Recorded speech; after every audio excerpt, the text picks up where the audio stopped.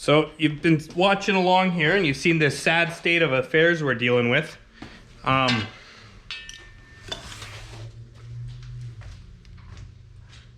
ain't much left to it.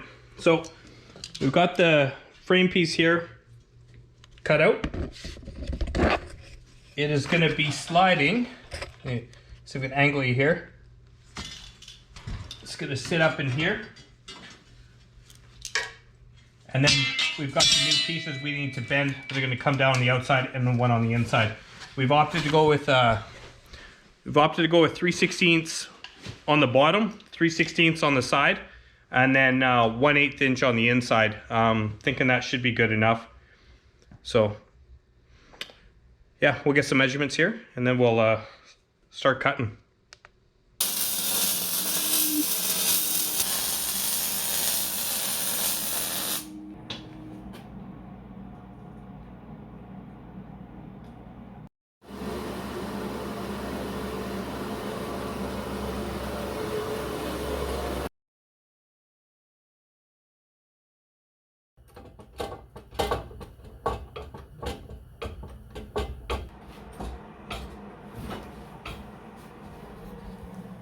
I think that's actually working.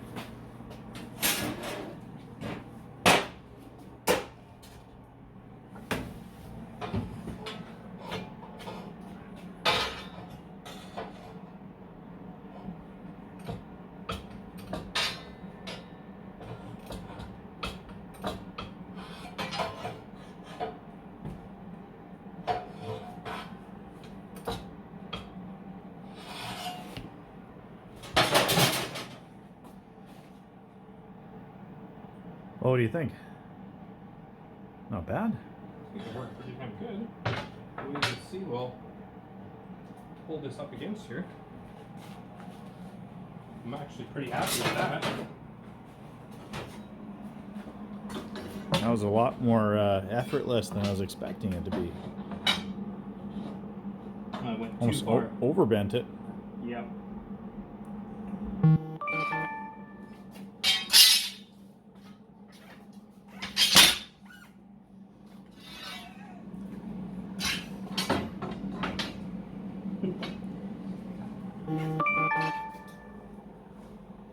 Nice. And then just mark each, mark. You want to do those? Yeah, because I got to cut. Now, so- how do you want to do these? Because they go up on an angle, so I No, just want to... well, they can't go on an angle because I can't Right. lay it in. Mark them on the outside so I can cut them vertical down, and then I'm going to wedge the inside of it, so on all three.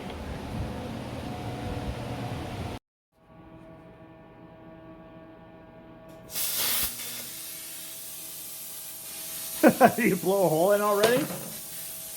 Did you cut right into the top of the square? Oh, very first cut. Look at it. Something slipped, and it just yoink. I knew it was wrong.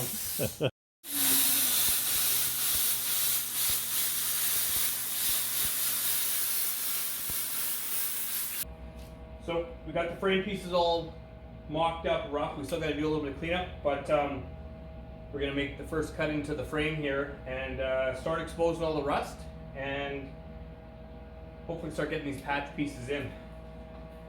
Been a long day.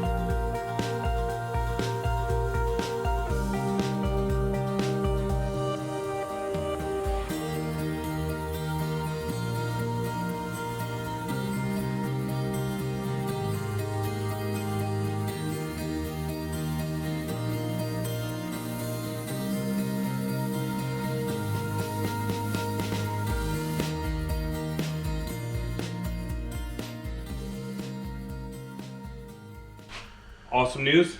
Frame is done. Done as it's gonna be. We got the brake line installed last night. Yeah, we're gonna give you guys a time lapse here.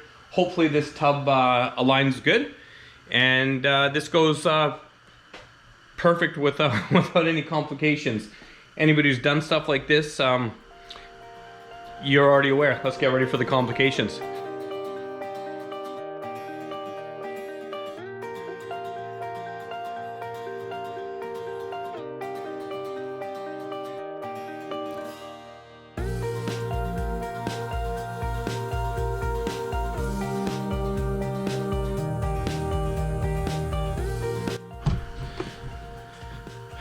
Okay, so problem number one, not a big deal, but just a bit of a bugger because I'm doing this solo here.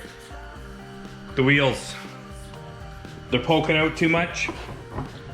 The hoist arm is hitting them, so now I've got to go and modify, well, not modify, that's a stupid word. I've got to support the rear, pull the arms further out to the edges, and then finish the lowering of this body here.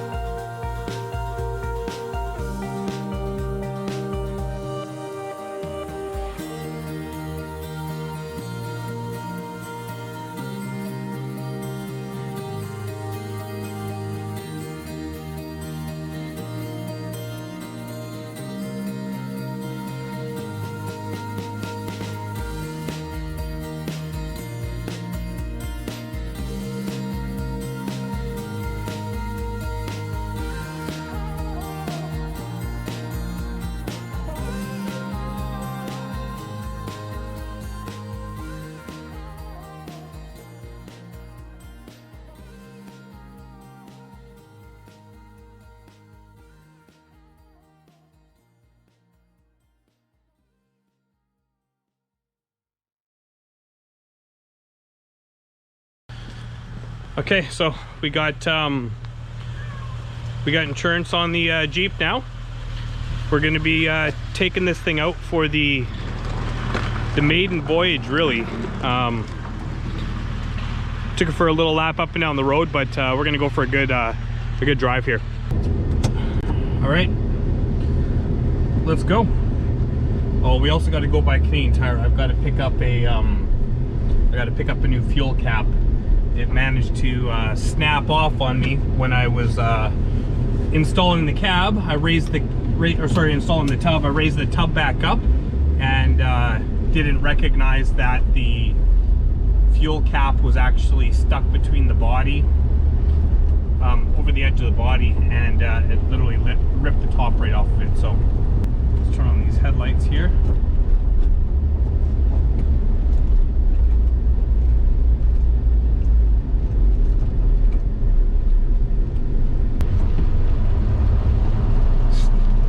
Still drives like a Jeep.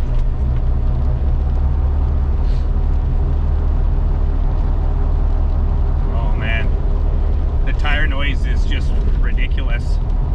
This thing's got a used set of Duratrax on it. The fronts were fairly worn. Well, there's not a ton of life on them. The fronts were fairly worn, but they were worn flat. The ones I threw on the rear, hoping to smooth them out in time, were pretty heavily cupped. And this thing, you can just You can hear it howling as I'm traveling down the road right now. Fuel, we got about a third of a tank, so I am going to stop and get a fuel cap though. I hope that the pup's okay in the cab temporarily. I'm sure she'll be fine. So, first impression, she definitely feels a little bit, almost a little bit more sloppy. I removed the sway bar in the front. Upgraded to a JKS adjustable track bar. Really though, it actually is, I mean, it drives kind of how I think you would expect a 4x4 solid axle vehicle to drive. I kind of like the crude and the rawness of it. Certainly not refined, it's just you got to drive this vehicle. It's not like driving a modern vehicle.